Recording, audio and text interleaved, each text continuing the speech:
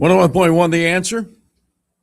Doc Washer Show continues. You can sound off, talk back, 501-401-1011. We will get to the murder-suicide former Lieutenant Governor of Virginia, Justin Fairfax, coming up in a few. But as I told our Facebook followers about an hour ago, the FBI and the CIA are panicking, and I'll tell you about it at 4:06, and now it's 4:06. Let's do it. This is what got my attention. Former litigator Viva Fry, big podcaster. He's got 250,000 followers over on X. I notice he's out there on X saying this is certifiably wild. Very fitting that the biggest propaganda rag in the history of American media, the subject of the book, The Gray Lady Winks, talk about the New York Times, who has been on the wrong side of history since modern media began, gets the story. Mockingbird I can't say it. Mockingbird Media, alive and well. Or maybe I'm just prejudging how the article is going to be written. And he's got one of those little GIFs with the face laughing so hard it's crying. And he's doing a quote tweet on our old buddy Steve Baker, investigative reporter, the guy who was at the Capitol on January 6, 2021. The guy who those of us who are paying attention believe several months ago identified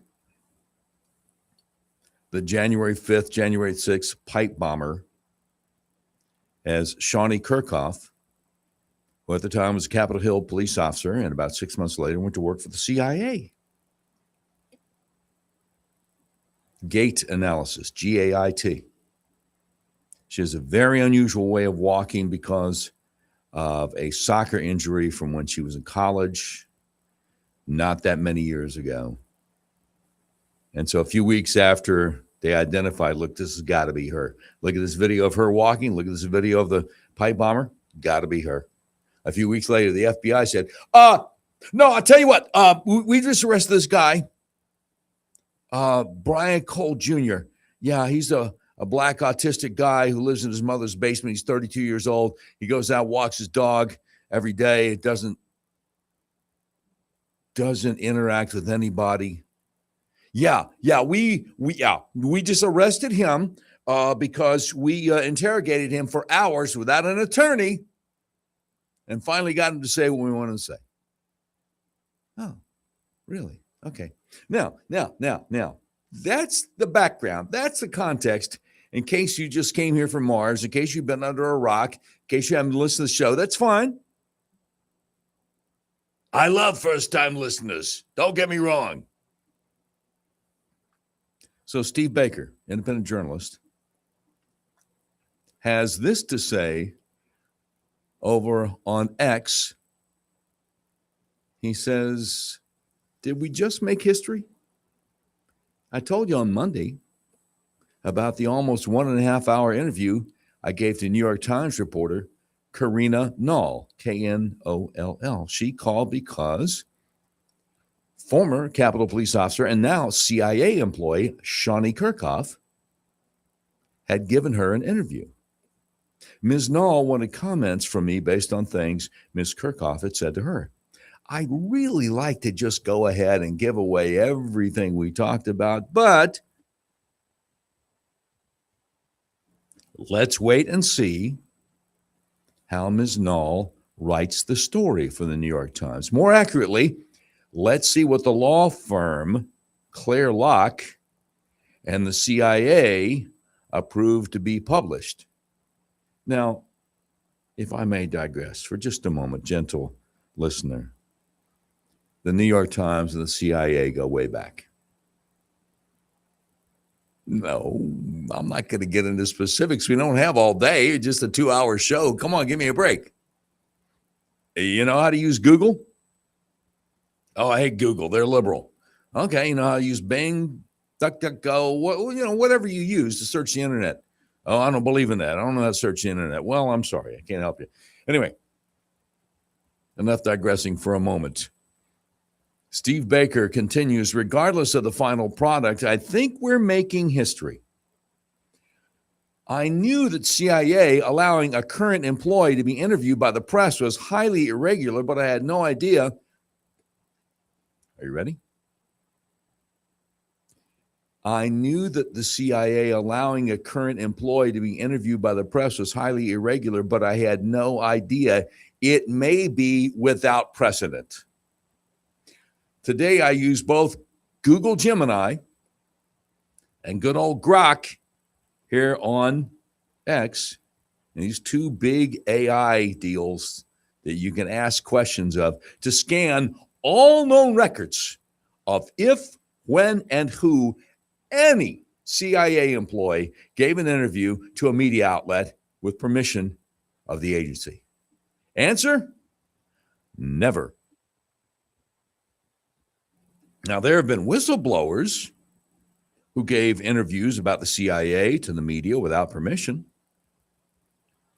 CIA public affairs officials who make statements to the press and take questions. CIA directors who also engaged in interviews and press briefings. But according to both AI platforms, Google Gemini over here and Grok on X over there,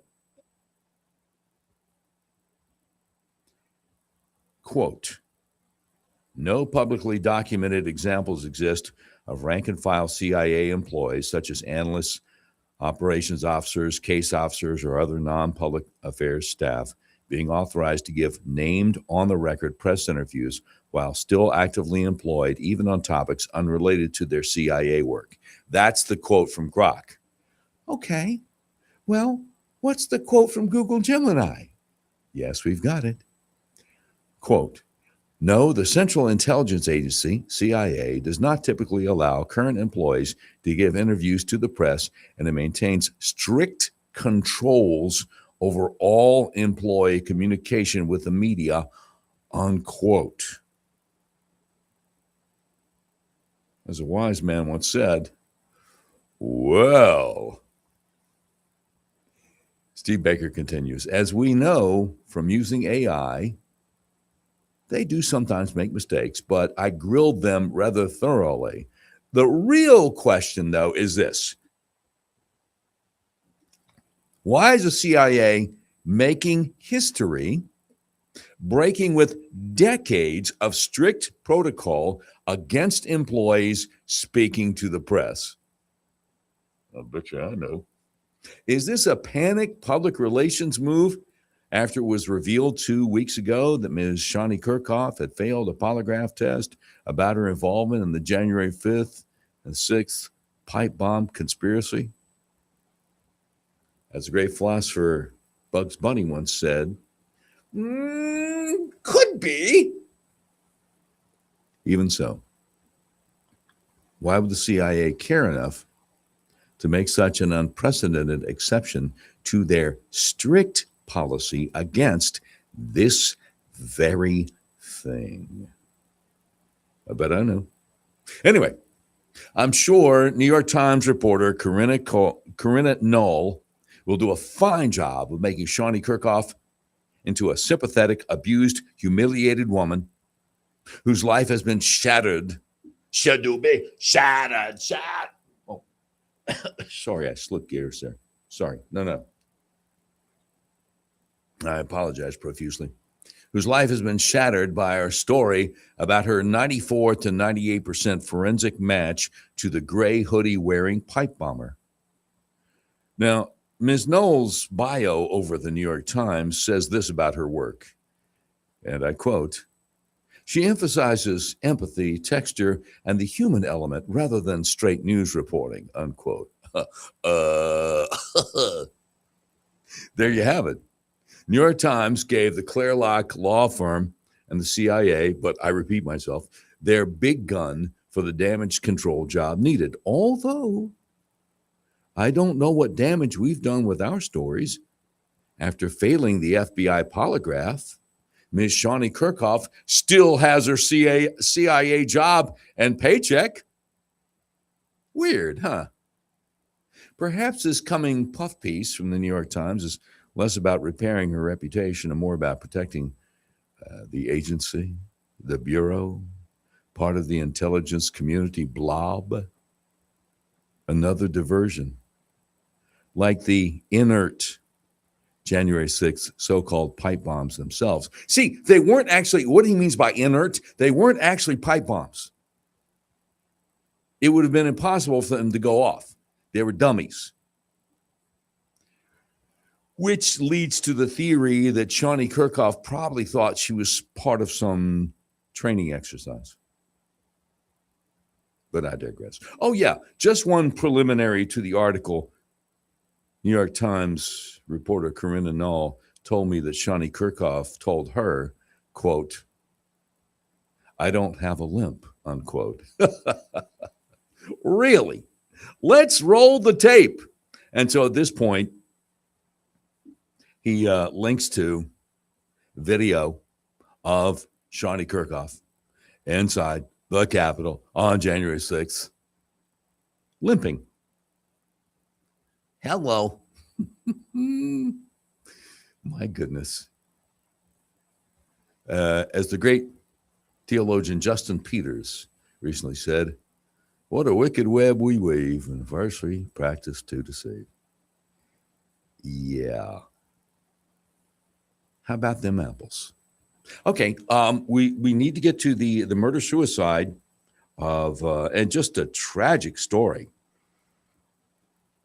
of former Lieutenant Governor of Virginia, Justin Fairfax, who law enforcement is saying shot and killed his wife overnight and then took his own life, leaving their two teenage kids to fend for themselves in the home, and one of them, of course, called 911. That's coming up as the Doc Washburn Show continues on Little Rock's premier talk station, 101.1 The Answer.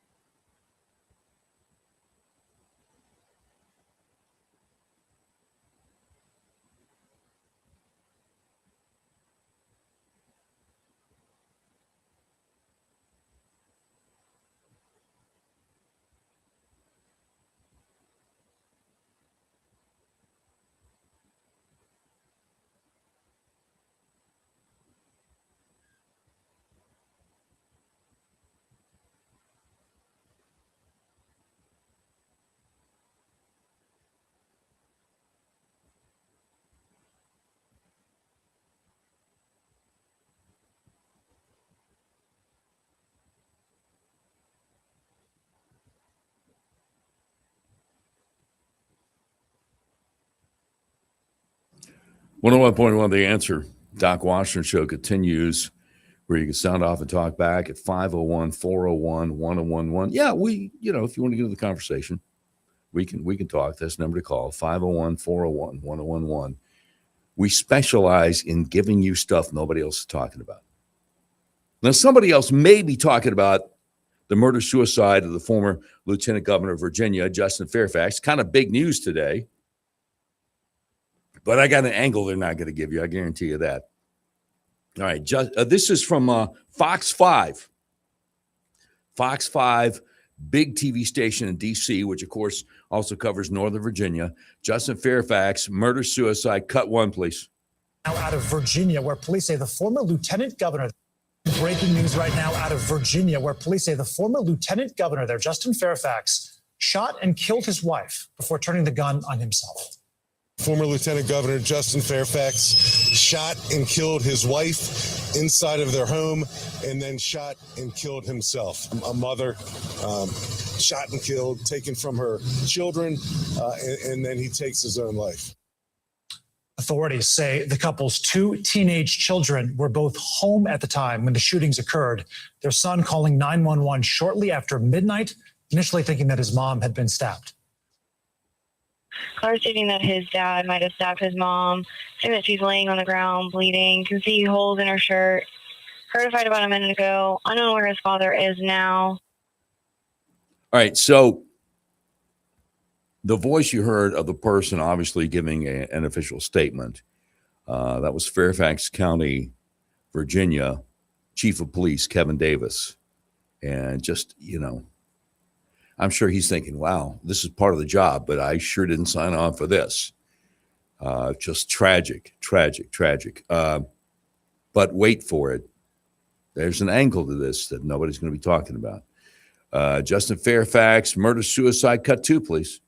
And you can see there just video of the presence of law enforcement outside of the home. Police say the shootings come amid an ongoing domestic dispute between the couple who were in the middle of a, quote, messy divorce. NBC News legal affairs reporter Gary Grumbach made his way to their home in Annandale, Virginia. He joins us live. Gary, it's obviously haunting. It's shocking. We know police right now are in the early stages of this investigation. What more are we learning? Yeah, Sam, just about 2 hours ago, we saw two body bags rolled out on two gurneys from the Fairfax family home just behind me. We're told by police those were the bodies of former Lieutenant Governor Justin Fairfax and his wife, Serena. We know that what happened was just after midnight. His teenage son called police saying that they found his mother was injured and was bleeding. She was indeed shot by Justin Fairfax. Justin Fairfax then taking his own life with a self-inflicted gunshot wound to the head.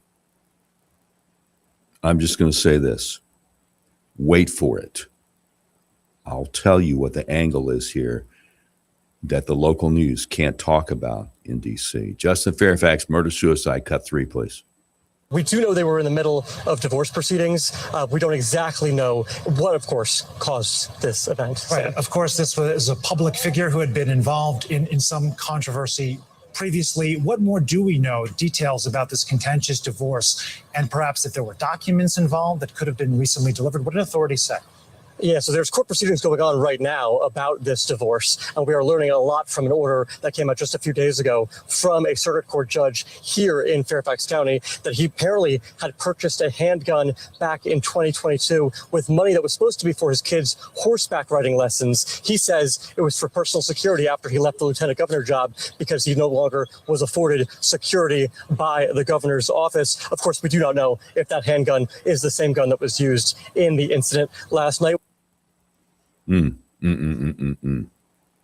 Wait for it. I'm going to give you something nobody else is giving you about this. Justin Fairfax, murder-suicide. Cut four, please. We also know from these documents that he was ordered to be out of the home behind me by April 30th. That's 2 weeks from today. So certainly there was a lot bubbling up on that part of his life as well, Sam. Could be a very critical piece of information there. And Gary, lastly, back in 2019, two women had accused Fairfax, right, of sexual assault, but he denied the allegations. It was a major topic of conversation in the governor's race that year when he was running. What more can you tell us about those claims? This was a really big deal because Justin Fairfax was at one point seen as potentially being the next governor of the Commonwealth of Virginia after Ralph Northam got in trouble for some of those racist photos of him in blackface. Yeah, Ralph Northam. You remember him? He was a guy. Somebody found his not law school, medical school uh, annual, his yearbook. And yeah, he had blackface and all kinds of crazy stuff. Big old time Democrat racist. And so everybody was saying, you got to step down, you got to resign. And then Justin Fairfax would have become governor, but Northam hung in there, and Democrats eventually closed ranks around him. But wait for it. I got something for you. Justin Fairfax, murder suicide, cut 5, please. These allegations came out in 2019, and I do want to read this just to make sure I'm completely accurate in what these allegations are. Vanessa Tyson saying that Fairfax forced her to perform floral in a Boston hotel room during the 2004 Democratic National Convention. So this happened decades ago. And Meredith Watson came out 2 days later after those allegations came, saying that he raped her in the year 2000 when they were students at Duke University. Sam. Gary Grumbach with some difficult reporting there. Thank you so much, Gary. And if you or anyone else you know is struggling, you can call or text 988 to reach the National Suicide Prevention Hotline. Okay, just a little public service announcement right there at the end. Fox 5 DC doing a great job covering the story. That's how you can tell if you got a good local news operation. They're covering, breaking news, but what they can't do is what I'm getting ready to do here. And a big hat tip, because I had forgotten all about this. Big hat tip to Mr. Guns and Gear, the YouTube channel, and they're also on X. And here's what they said. And again, I remember it now, but I've forgotten about it. Democrat former Virginia Lieutenant Governor Justin Fairfax, who actually called this Mr. Guns and Gear guy an extremist after he peacefully handed out standard capacity magazines at the Virginia State Capitol building. He pushed for red flag laws. Do you know that? He pushed for a ban on high capacity magazines. You can't make this up. Now, why would a liberal who gets to the point where he murders his wife and then commits suicide himself, why does he want red flag laws so you can call the cops on your neighbor and say, I think this Washburn guy, he's out of hand, man.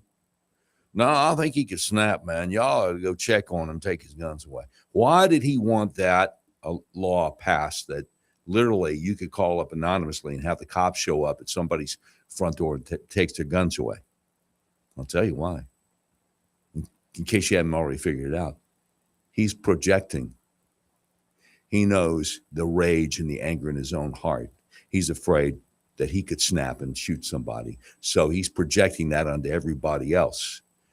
Overwhelming majority of legal gun owners would never, ever shoot somebody only in self-defense. That's it.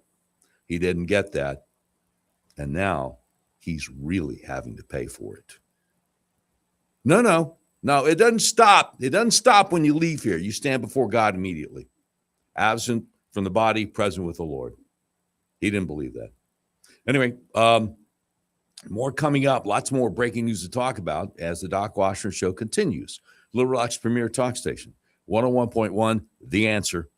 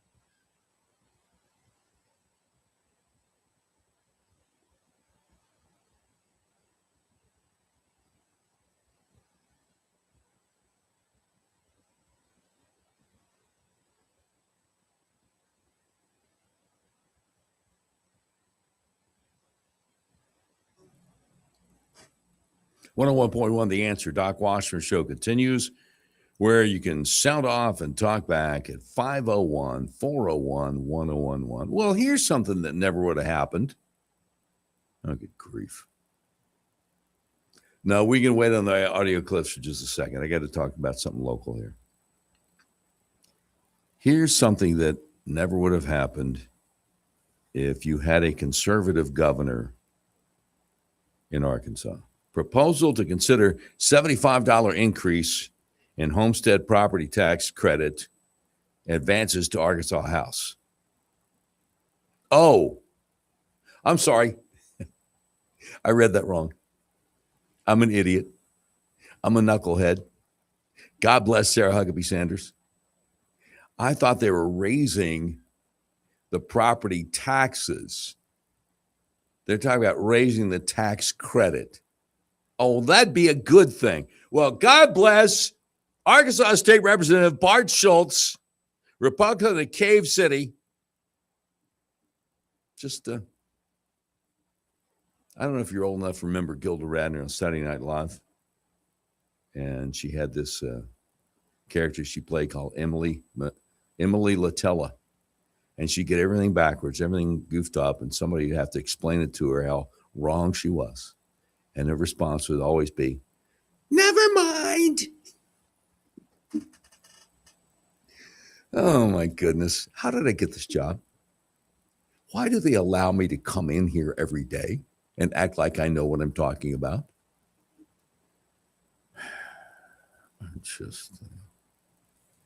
No, I'm sorry. I just need to take a moment to collect myself. No, I don't think I'm coming back from that. No, I really, no, I don't, no, I don't think I'm coming back from that. Yeah. So anyway, but young Tommy, my producer, reminded me of an old maxim in this thing we call broadcasting, and that is, the show must go on. All right, young Tommy, you're wise beyond your years. Okay, if you insist. Hans Monkey, talking about a story that most Americans aren't aware of yet, but more Americans will become aware of.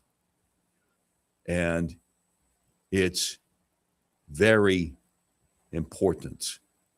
So let's dig right in. Michael Atkinson was the Inspector General for the intelligence community. And so he's supposed to be nonpartisan and above petty politics. And instead, he's a very, very corrupt guy. So Hans Monkey says, because a lot of stuff has come out on Atkinson the last couple of days, buried in Michael Atkinson's explanation for why he rewrote the so-called whistleblower rules to allow multiple layers of hearsay is a troubling claim, namely that the requirement for firsthand knowledge was unlawful.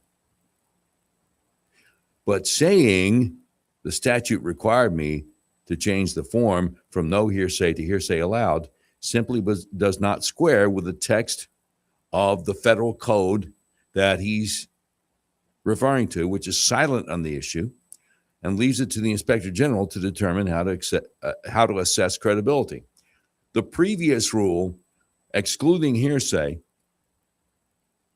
was entirely consistent with the statute's requirement of credibility in the sense that, as in a courtroom, it could reasonably be operationalized as requiring firsthand knowledge or at least supporting documentation, neither of which the so-called CIA whistleblower Eric Ciaramella had. He did not even have specific knowledge of times or locations, only vague generalities.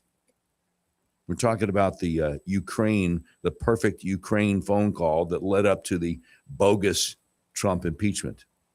Hans Monkey continues saying, at most, Inspector General for the intel community, Michael Atkinson, could argue he changed the policy as a matter of preference on the whistleblowers, but he cannot plausibly claim that the law required it. That's just a fake excuse on his part to deflect from the fact that he made this change just as Eric Ciaramella walked in the door and then covered his tracks, both by failing to disclose the change and by backdating it, all of which points to him being part of the impeachment plot from day one. Now, we're going to get to Tulsi Gabbard explaining why she referred Eric Ciaramella and Michael Atkinson criminally to DOJ. We're going to get to that. But first, a response to this, Stephen McIntyre, the climate audit guy over on X, says, back in 2019, we knew that Inspector General Michael Atkinson had changed the form, but we didn't know whether Eric Ciaramella had used the new form or the old form. Turns out he had used the old form, the form which required first-hand knowledge. The copy of the Eric Ciaramella form made public excluded the first two instruction pages in which the first-hand requirement was stated. While Inspector General Michael Atkinson subsequently changed the form, it was the earlier form that was submitted without the two instruction pages. Atkinson's position was that Ciaramella had first-hand knowledge of some things. However, the things that he had first-hand knowledge of do not appear to have been especially relevant. Atkinson cited Charles Grassley, chair of the Senate Judiciary Committee, as authority that secondhand information should be permitted for a whistleblower report. But Atkinson glossed over the difference between a non-urgent concern and an urgent concern. This doesn't seem to have been focused on in the discussion. The requirement for first-hand knowledge was reasonable enough for an urgent concern. Another point that hasn't been discussed much in the John Solomon, justthenews.com articles in March and April of 2019, which led into these discussions, there was discussion of Ukrainian interference in the 2016 election. Trump's contiguous discussion of the CrowdStrike server, remember the Democrats, the goofed up server there, supports the possibility that Trump was seeking an investigation of 2016 election interference, an entirely proper request, as opposed to anticipatory interference in the upcoming 2020 election. One of the major misunderstandings of Ukrainian interference in 2016 is that the interference was initiated by Biden cadres, especially at the January 2016 meeting with Ukrainian prosecutors and Biden cadres while Biden was a leading candidate for nomination, and resulted in the Black Ledger operation that decapitated Paul Manafort as campaign chair for Donald Trump in August 2016. Well, they finally put Manafort in solitary confinement. Oh, it was horrible what they did to the guy. They're trying to get him to lie about Trump. The role of the Biden cadres in this interference has been clouded by incorrect pointing at the Hillary Clinton campaign.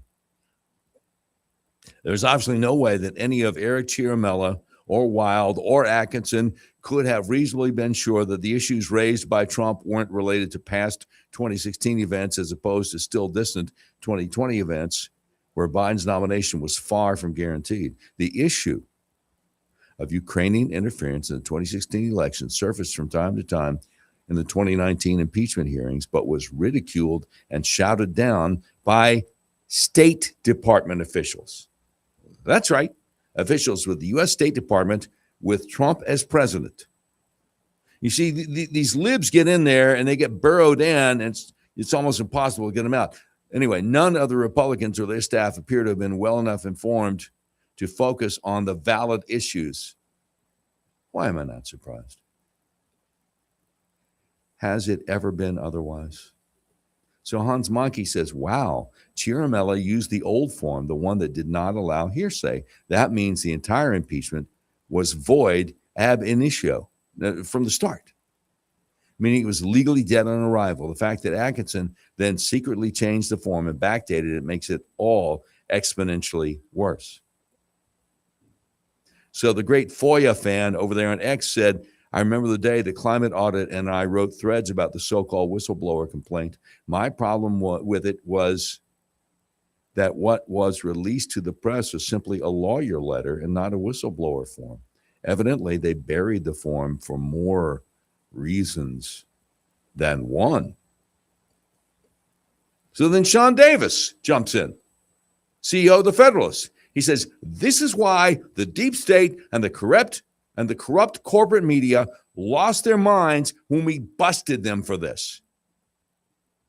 They knew it was a fatal flaw in their little op, so they did the only thing they know how to do: lie, deny, and hide. And Stephen McIntyre, climate audit, jumps back in. This is all breaking today, by the way. He says, in Atkins' interview, he stated that Eric Ciaramella possessed first and secondhand information and had checked the two boxes.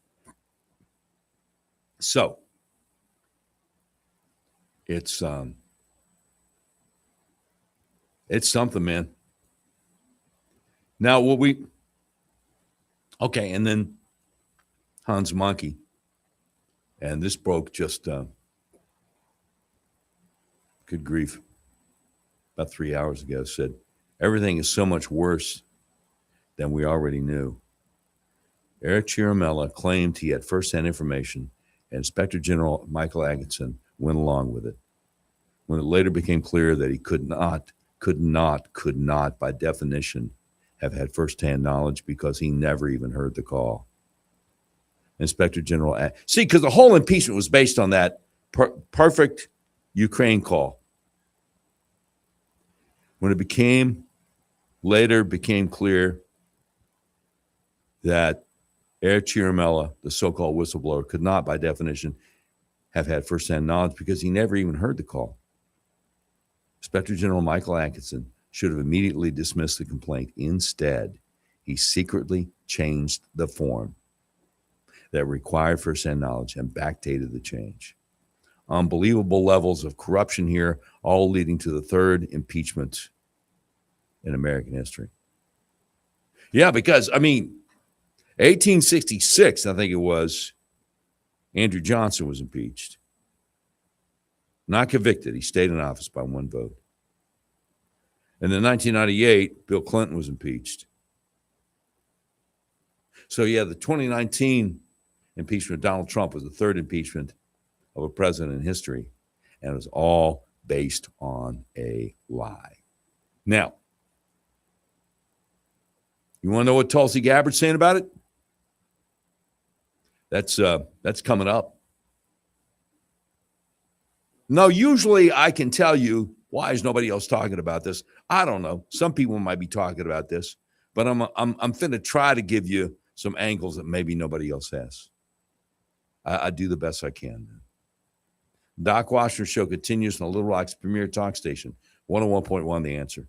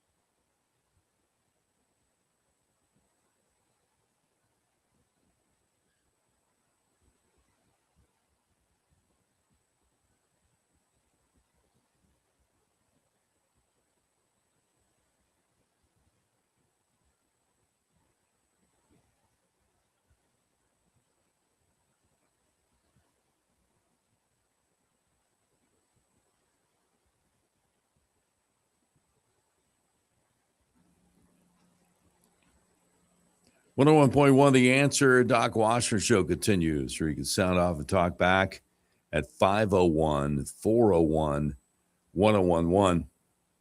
Let me just, I go to the conservativetreehouse.com a lot.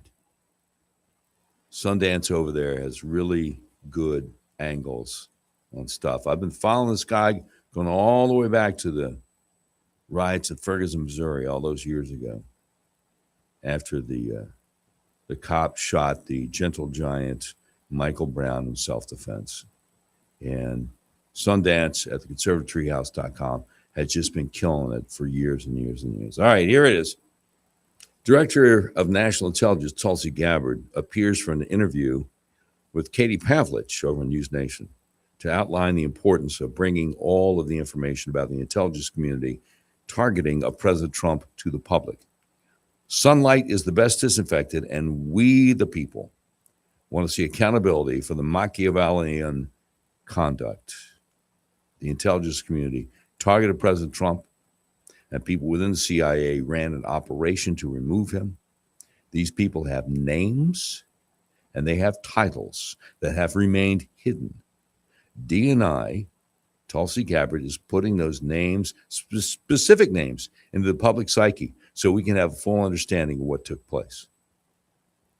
Now, for many here, this may seem like information we all have known about for a long time. However, Tulsi Gabbard is providing the receipts, the actual evidence of how these intel community operations took place. DNI Gabbard is showing how specific people within government weaponize their positions to conduct some of the most insidious schemes in modern U.S. history. The criminality of those schemes is for others in Main Justice, the bigwigs at DOJ, to determine, but the evidence of those schemes is clear. I'm thankful that people are now starting to use the new information to review past timelines.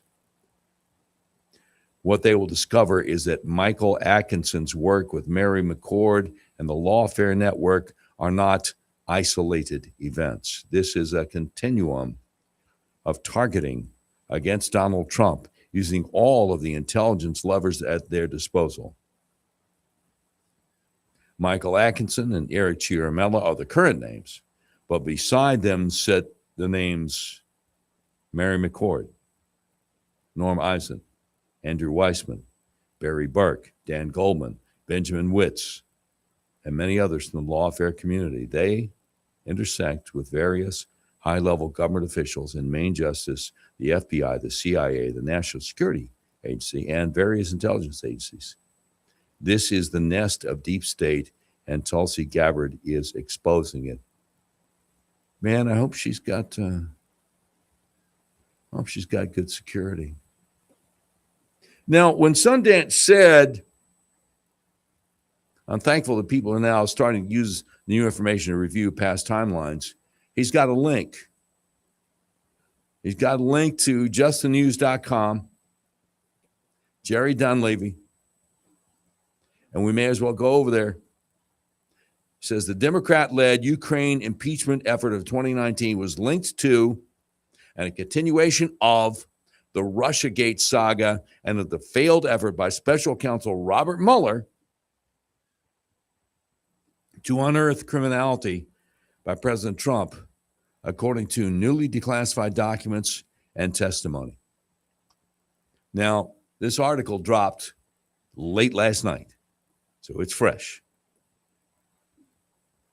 Memos declassified by DNI, Tulsi Gabbard, and released by justthenews.com on Sunday were written by investigators for Intelligence Community Inspector General Michael Atkinson, who first handled the CIA analyst's complaint. Gabbard also declassified long, secret transcribed interviews from the watchdog, and these, combined with the memos, provide further evidence that the Ukraine impeachment saga was a continuation of the Russiagate saga, which had flamed out. By the way, wait for it. I got something for you. The newly released memos flagged the Ukraine whistleblower for having a potential for bias, elicited an apology from him for misleading The probe about his prior conduct or contact with staffers on the Democrat-led House Intelligence Committee showed he criticized Republican congressmen, recounted that he asked to hide his complaint from Republicans on the Intelligence Committee, pointed to his close links to Joe Biden's efforts in Ukraine, and more. Now, Inspector General Atkinson kept much of this from the House investigators. An alleged witness whose name was redacted and who told investigators he had been assisting the alleged whistleblower with making his disclosures admitted to having a connection to Peter Strzok, the FBI agent who was fired in 2019 for his misbehavior while helping lead the discredited Russia collusion probe. The witness, identified only as witness 2, disclosed that he had also worked on a controversial December 2016 intelligence community assessment, an ICA, that claimed Vladimir Putin tried to help Trump beat Hillary Clinton in that year's presidential race, a conclusion the CIA now admits was based on faulty intelligence and a failure of spy tradecraft. Prior to being nominated by Trump to be an intelligence community watchdog, Atkinson himself was an Obama holdover in the first Trump administration and was a former top counselor to key Russiagate figure and DOJ official Mary McCord. Well, I wonder who didn't tell Trump that. I wonder who recommended Atkinson for the job of being the watchdog, the IG, over the intel community. But I digress. As a top Obama Justice Department official, Mary McCord reviewed the deeply flawed FISA applications against former Trump campaign associate Carter Page, and she later assisted House Democrats in impeachment efforts against Trump. The self-admitted potential biases which the Ukraine impeachment whistleblower relayed, that is, to investigators for the intel community watchdog during the first Trump administration were redacted and concealed from House investigators in 2019, according to newly declassified and released transcripts. These long secret transcripts were from a mid-September 2019 unclassified session and an early October 2019 classified session, which were held to examine Atkinson's role in the handling of an alleged whistleblower complaint. The missive was written by an anonymous intelligence officer identified as Eric Ciaramella, and a saga which ultimately led to the first successful impeachment efforts by House Democrats against Trump in December 2019. Of course, he was acquitted by the Senate in early 2020. Oh, there's more. There's so much more. And we plan to get to it after the top of the hour news. The Doc Washburn Show continues on Little Rock's premier talk radio station, 101.1 The Answer.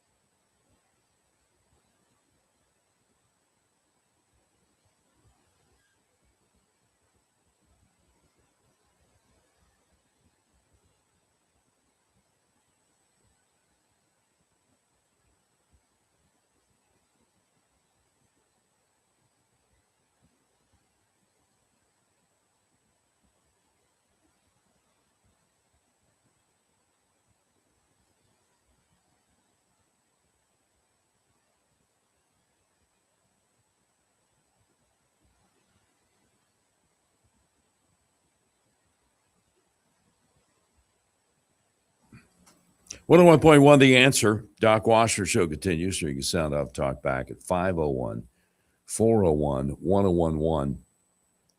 So if you're just getting in the car, just got off work, what we were doing before the top of the hour news was taking a look at this story about DNI Tulsi Gabbard outlining the reasons for her criminal referral of people who collaborated in the totally bogus Trump impeachment #1 from late 2019 that was based on the Ukraine phone call.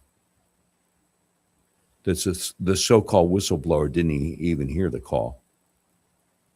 And that didn't bother the Inspector General of the intelligence community because he was down for the struggle.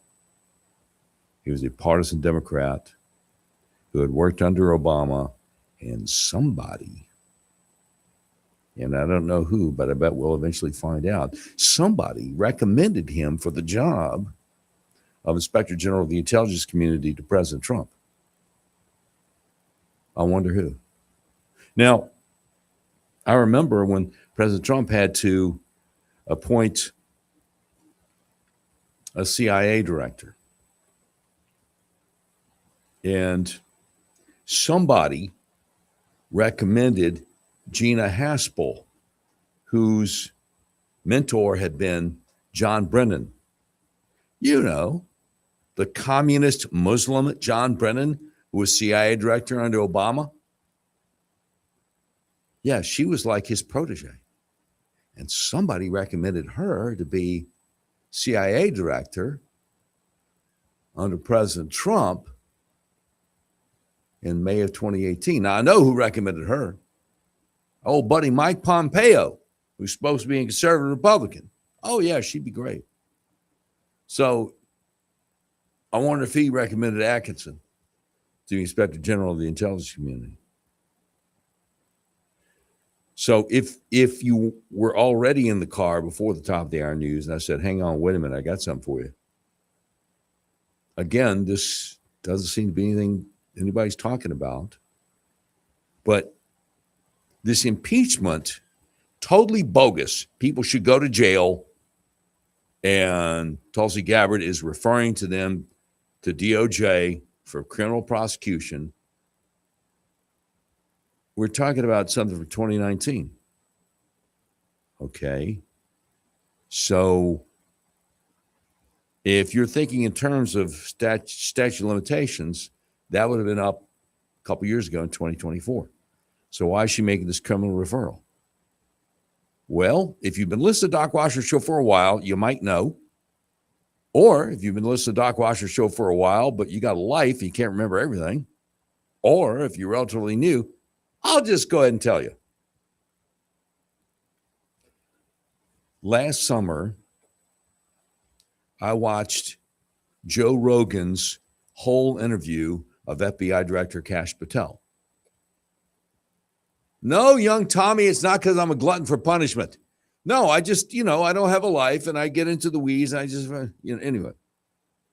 No, young Tommy is no, he's not my imaginary friend. He's the producer. He's on the other side of the glass. Oh, it used to drive me crazy when I hear people on the radio talk to people who never opened up the microphone and it sounded like, well, you talking to me, the listener? Oh, you got an imaginary friend? And now I'm doing it here in my dotage, in my antiquity, in my old age. Anyway, so Joe Rogan at one point asked Kash Patel about the problem of statute of limitations running. A lot of this stuff that was done illegally was done more than 5 years ago. And I'll never forget what Kash Patel told him.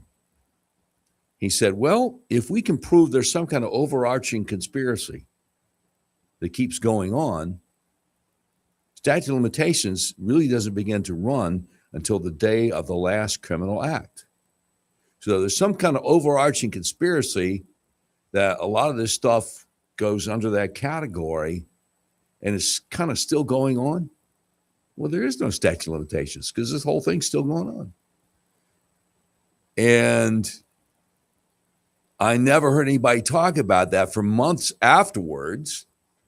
And whenever Fox News would bring on their legal beagles, all their big legal analysts, their experts on matters of criminality and legal stuff, guys with higher IQs than I have, they'd always talk about statute of limitations.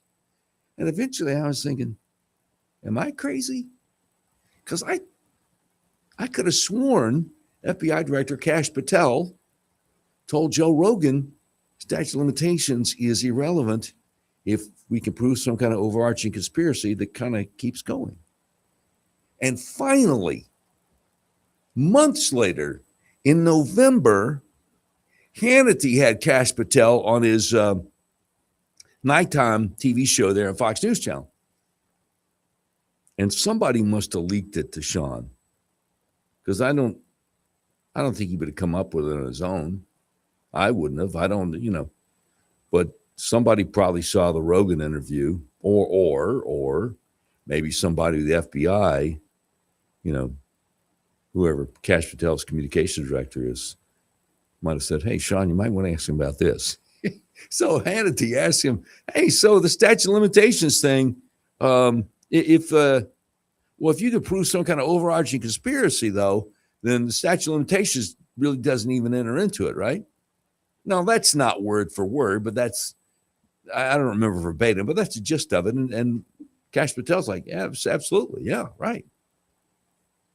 So then that was, I think, on a Thursday night on Hannity, and then Sunday morning, Maria Bartiromo on Fox had, I think it was Devin Nunes on, and they were talking about overarching conspiracy means you don't really have to worry about statute of limitations. And I'm like, oh, wait, so I'm not crazy?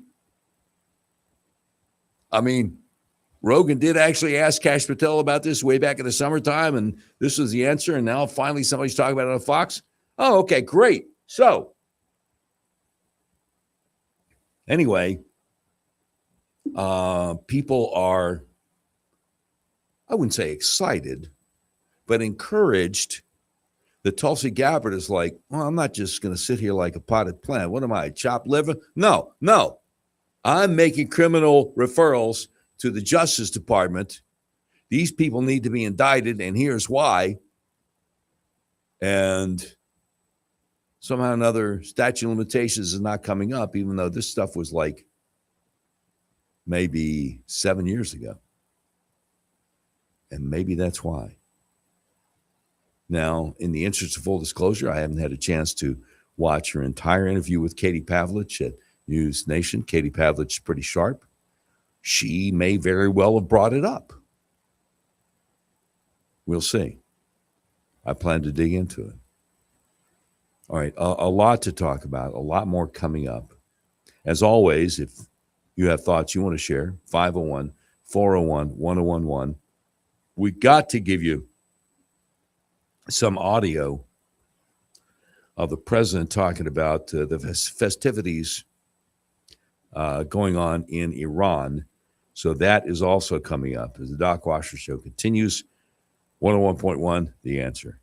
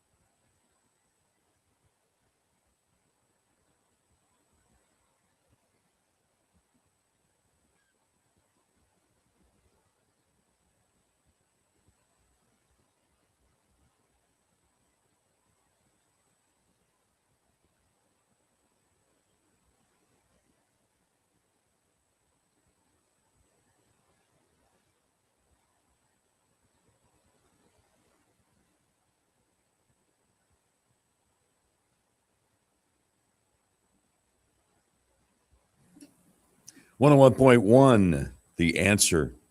Doc Washer Show continues, where you can sound off and talk back at 501-401-1011.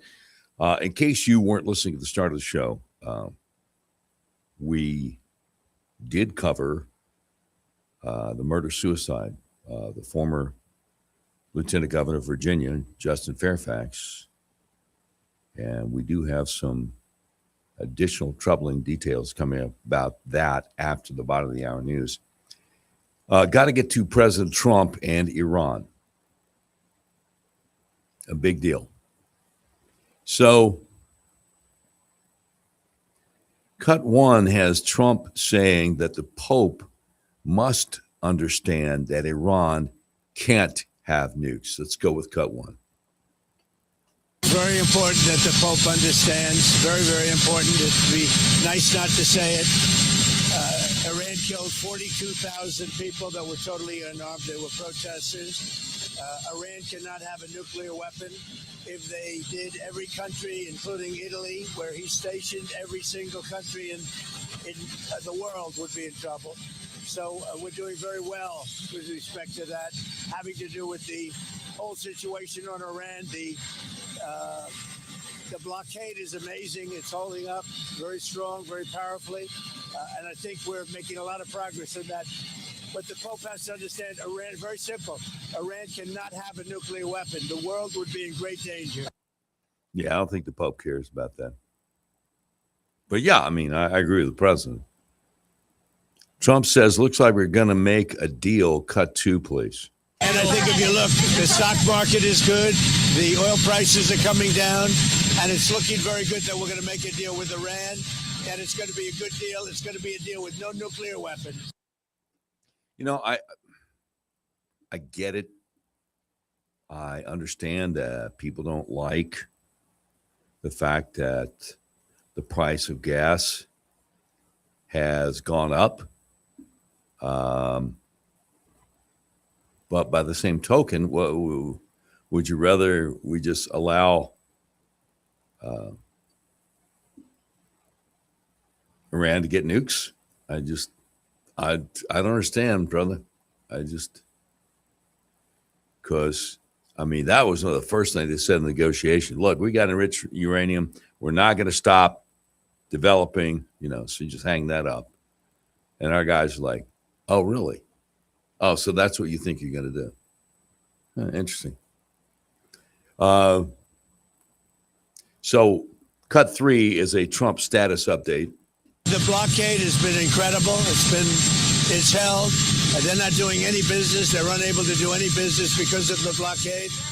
And so the combination of having no Navy, having no Air Force, having no anti-aircraft equipment, they have nothing.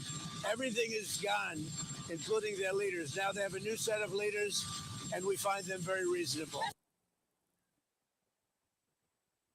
Okay, so he's like, everything's gone, man. Their military's gone. Their leaders are gone. They got new leaders.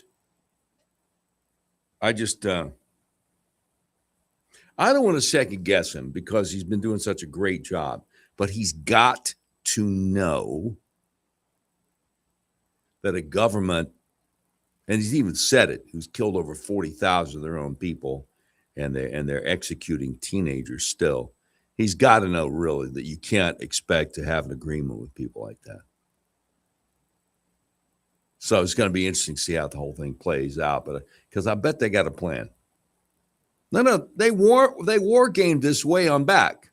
It's pretty obvious by now. Okay, Trump asked about time limit on nukes. Cut four, please. We have a statement, very powerful statement, that they will not have beyond 20 years, that they will not have nuclear weapons. That's beyond. There's no 20-year limit. So I saw an interview with Jack Keane, Fox News main military expert guy they bring on to talk about this stuff. And he said, why would you want to say they can't have nukes for just 20 years? It's kind of like Iran's nuke deal. Well, they can't have nukes for 15 years. Okay, 15 years out from that would have been 2030, which we're getting real close to. Why would you say, oh, after 15 years, that's cool, then you can have nukes then? What? Why does it make any sense to have any kind of time limit? No, you can never have nukes. When can you have nukes again? Let me check my calendar. How about the 12th of never? Anyway, Trump says we're close to an agreement. Cut 5, please. Everything's doing really well. And the big thing we have to do is we have to make sure that Iran does not have a nuclear weapon, because if they do, you want to talk about problems, you'd have problems. So very important is that Iran does not have a nuclear weapon, and they've agreed to that. Iran's agreed to that, and they've agreed to it very powerfully. They've agreed to give us back the nuclear dust that's way underground because of the attack we made with the B-2 bombers. So we have a lot of agreement with Iran, and I think something's going to happen very positive. Man, I hope. Man, but I'll tell you, I just don't know, brother. Again, I would think that, again, they understand. I hope they really, really understand the mindset of who they're dealing with, of guys who want to be martyrs.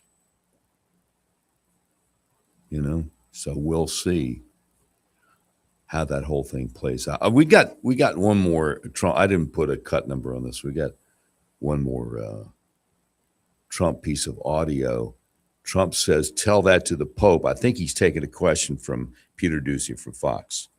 Iran's going to execute 4 more protesters, reportedly, including the first woman protester. What do you tell Iran? Well, tell that to the Pope. What do you say? Tell that to the Pope. You want to patch things up to the Pope? That Iran is going to. Did you just hear that? Iran is going to execute 4 people and put it on. Yeah. Tell that to the Pope. Again, you know, the Pope is straight up liberal Democrat. He's not a Christian. You can call him Holy Father all you want. You've got a First Amendment right to ignore all the evidence to the contrary. The Pope keeps on using Lebanon as a positive example of Muslims and Christians living together when the Christian population there has been persecuted and reduced to just 30% of the country as an issue. The great Banchi over at Red State says, yeah, somehow the Pope always seems to grade Islam on a curve. I wonder why that happens. Anybody have any thoughts on that? Why does a Pope always seem to grade Islam on a curve? So, yeah, Pope Leo the 14th is out there praising Algeria, which is 99% Muslim, praising their rich diversity and claims that everybody gathers there in unity and peace. Algerian Christians who actually lived under that regime tell a very different story. So the great Gad Saad, G-A-D-S-A-A-D, who I follow over on X, says, Dear Pontifex, that's the Pope's handle on X. Do you know what happened to the Algerian Jews? They seem to have disappeared. Once you carry out the proper investigation, please let us know your findings. Do Algerian Jews count as an integral feature of this rich diversity you're talking about in Algeria? Cynical Publius, I follow him on X, also says, I'd really like to know Pope Leo's voting record as an American citizen. Obviously, I have no right to know this, and he'll never share it. But based on his various tweets before he was Pope, the American politicians he has happily met with and the American politicians he refuses to meet with, it seems near certain that he is a longtime Democrat voter. If this is true, that means that the Supreme Pontiff of the Holy See supports abortion, which, of course, we thought the Roman Catholic Church was officially pro-life, so give that some thought. Yeah, Oh, here's another one. Gina Milan saying the Knights of Columbus have completely lost their minds. Calling Pope Leo the Holy Father is blasphemy, plain and simple, and pretending his words aren't political talking points is laughable when the Pope keeps injecting himself into attacks on the Trump administration and America's immigration policies. She says about the Knights of Columbus, you people are disgracing the Roman Catholic Church. The best thing you could do right now is keep your mouth shut, stay out of U.S. politics. Yeah.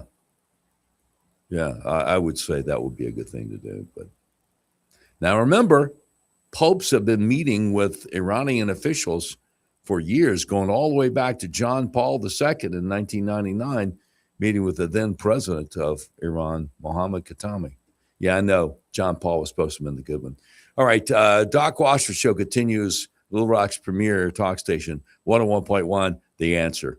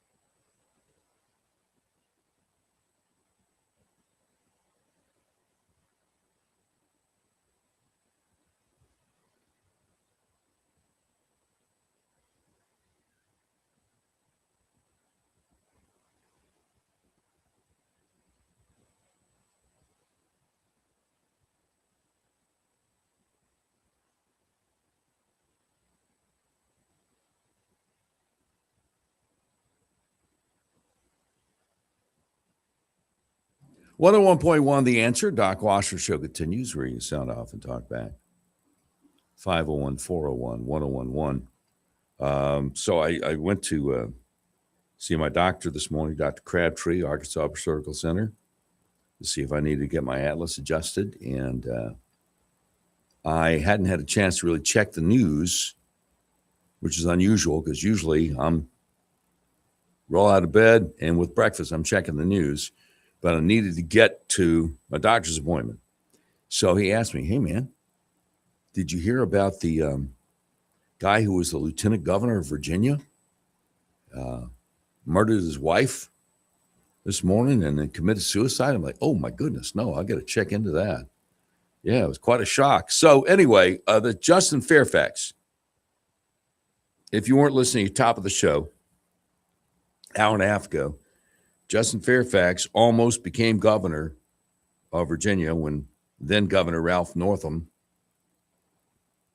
they found somebody came up with his yearbook from when he was in medical school as an adult with blackface and all kinds of racist stuff. And everybody's saying, Ralph Northam, you got to resign from office. Ralph Northam's like, no, I don't care. So Justin Fairfax would have become governor. Anyway, so he did run for governor in 2021. Virginia is a weird state. They hold their elections on off years. So they have gubernatorial election 2017, 2021, 2025, not like almost every other state that has gubernatorial elections on even years. So anyway, he did run for governor in 2021, but all of a sudden, a couple of women came out accusing him of sexual misdeeds from decades earlier. And maybe they were telling the truth and maybe they weren't. Maybe it was political dirty tricks from Terry McAuliffe, who had been governor previously and was trying to get back in. See, Virginia doesn't let you have 2 terms in a row. You could be governor more than once, but not consecutively. I told you they're different, didn't I? It's crazy. Anyway, so John Reed, a guy who calls himself a Reagan conservative, he's a broadcaster and businessman who ran for lieutenant governor last year and obviously didn't get it. He's talking about the murder-suicide. Ex-Virginia Lieutenant Governor Justin Fairfax kills wife, shoots himself in murder-suicide. And John Reed says, of course, this headline is just horrible and there's no excusing murder and the devastation I'm sure these children will feel for the rest of their lives. But this blaring, fleeting headline is not the whole story. Oh, really? He says, when I heard about this crime and tragedy this morning, I couldn't help but wonder if any of Virginia's smug and abusive political leaders even consider the political hit jobs with fake allegations, can have tragic consequences that often reveal themselves many years later. I don't just feel bad for this family and these poor children today. I feel bad about the last several years of horrors these people must have all been living. Justin called me several times last year after what was done to me to encourage me not to give up. My understanding from speaking with him privately was that he was ruined by what he swears are total lies. When I did the reporter thing and called around, his close associates said he couldn't find or keep steady employment and that things had been pretty rough. With what little influence I had at the time, I told him, try to help get the FBI investigation files released on his case because he said they would clear his name. No one was interested in helping or in exposing the truth, whatever that might actually be. The accusations did their job. He was destroyed politically, and his life and family didn't matter. Verifying the truth didn't seem to matter to anybody either, except to him. Even when I thought I might have a plan to get the files released, it was clear, in my opinion, that he was scared and crushed that the process and inevitable renewed headlines would destroy what was left of his life and family. What a living hell. Like all of you, I do not personally know the entire story about what happened in hotel rooms decades ago. I do not personally know who suddenly released damning allegations about sex and abuse right as this man was being considered as governor. And I do not personally know the pressures and situation in the Fairfax home last night. But I can tell you the cutthroats in Virginia politics and everyone who lies or gleefully attacks others over rumors and allegations that are unlitigated and unproven should check themselves today. In candor, for decades, I've talked a lot on TV and radio and on social media. I've been very rough with many people over the years, but if you have listened to me, I am often the last person to jump to a conclusion or be condemning because I have paused to make sure I know the facts and not just the allegation. I'm determined not to lie about people, and I know my public words have the power to help or harm. I wish others in Virginia had paused to think about that burden when it came to the case of Justin Fairfax. And now, look what has happened. I'll talk a little more about this in my broadcast today at 1:30 p.m., but it all makes me sick on many different levels. So that's John Reed, a guy who was Republican running for lieutenant governor last year. And fascinating response here from Christina Pushaw, who works for Governor DeSantis in Florida. She said, with all due respect, personal responsibility still matters. A lot of people are victims of smear campaigns. Politics is a dirty arena. They do not murder their spouses and leave their children as orphans. He made the choice to do this.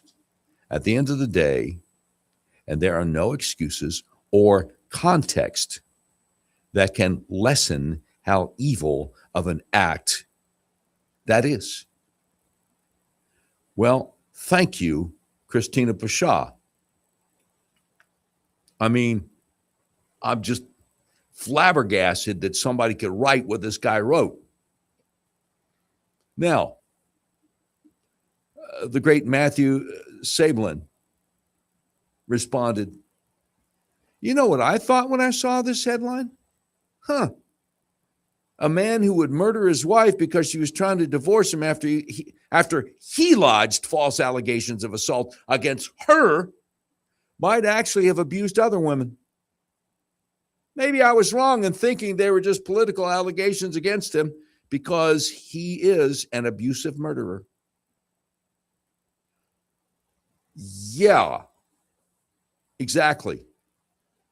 This guy, this Justin Fairfax, a few months ago, told the cops that his wife had physically abused him.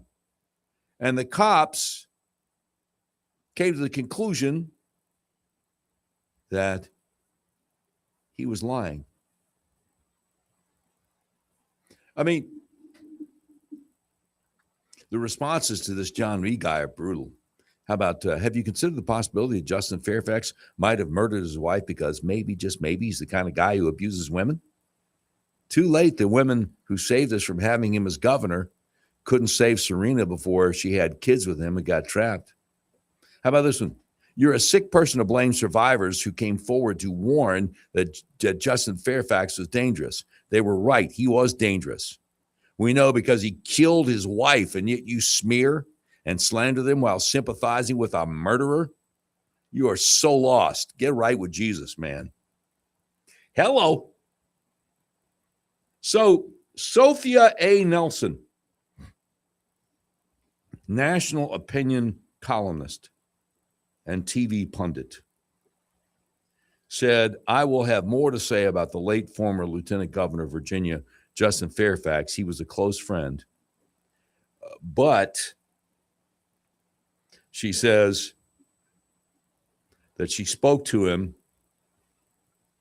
on a daily basis, spoke to him often. He was deeply depressed. He was going through a bad divorce, still sharing home with his wife. And those who knew him were talking to him. We never saw this coming, ever. We are all devastated. And of course, she limits who can respond. One lady said, he seemed smart and kind. Followed him closely during his run for governor of Virginia. connected with him on here. So very sad for his family and friends. Seemed smart and kind, huh? Now, a lot of people disagree with that. What about the woman he murdered? He seemed smart and kind? No, he didn't. He seemed like a violent, coercive predator who murdered an innocent woman. What about the wife, cretin? This is an absolutely deranged response about someone who just murdered his wife. And I even responded. I said, perhaps he wasn't smart and kind.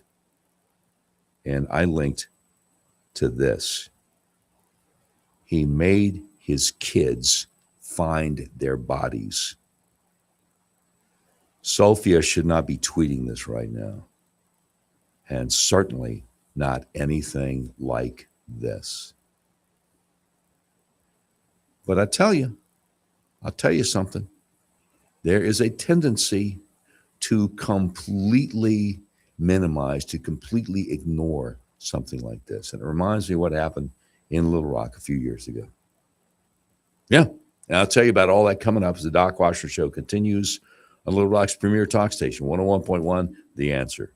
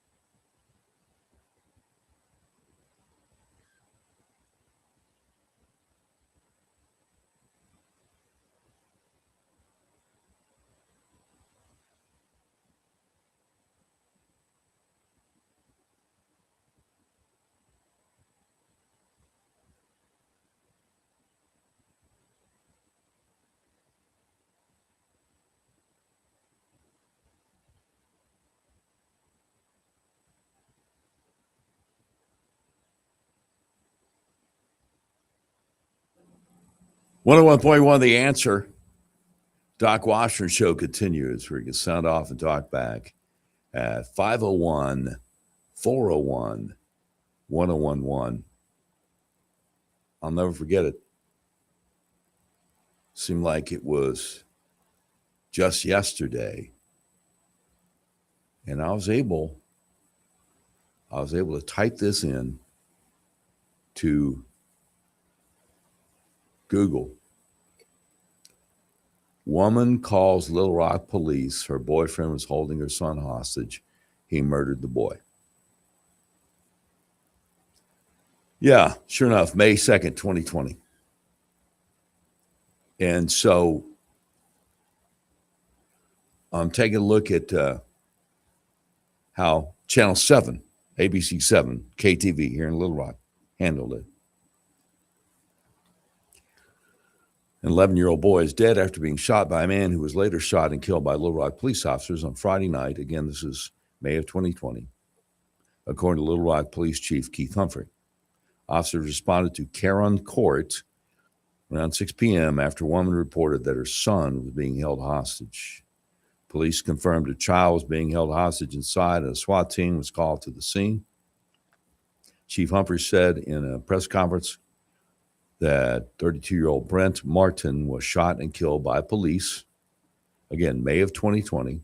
11-year-old Jordan Roberts was found in a separate room of the home,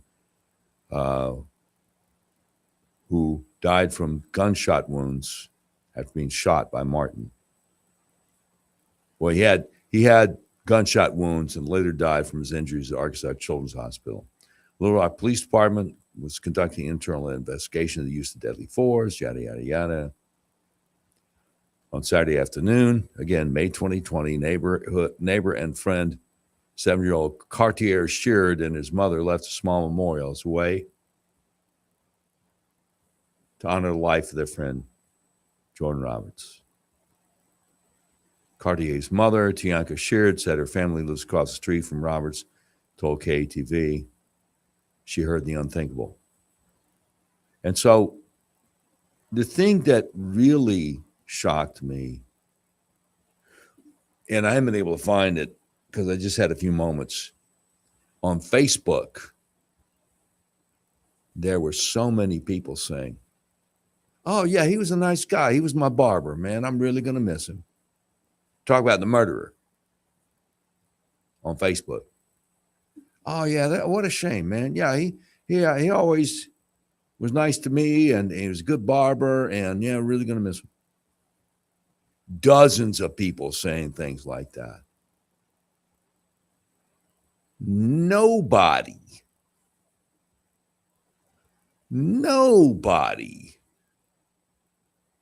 said anything along the lines of being outraged that he'd murdered an 11-year-old little boy. So we're seeing the same thing play out with this Justin Fairfax thing. In case you're just tuning in, former lieutenant governor of Virginia, whose wife was divorcing him, and he murdered her late last night and then took his own life and left the teenage kids to have to find the bodies. Oh, everybody talk about what a nice guy he was. I don't understand that mindset. I really, for the life of me, I don't get it, man. All right, 501-401-1011, as always, if you want to get in the conversation. We do have a couple of clips left here. Fox News Channel's Eric Shawn had a story on a Chinese spy caught here in the USA.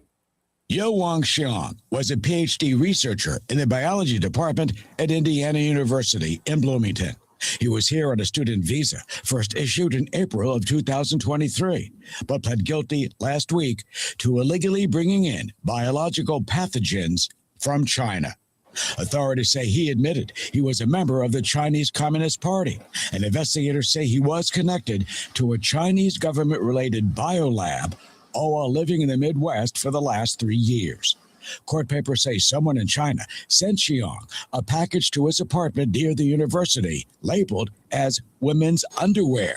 But the FBI was suspicious because the shipment came from a Chinese scientific company, and it turned out the box contained E. coli DNA samples.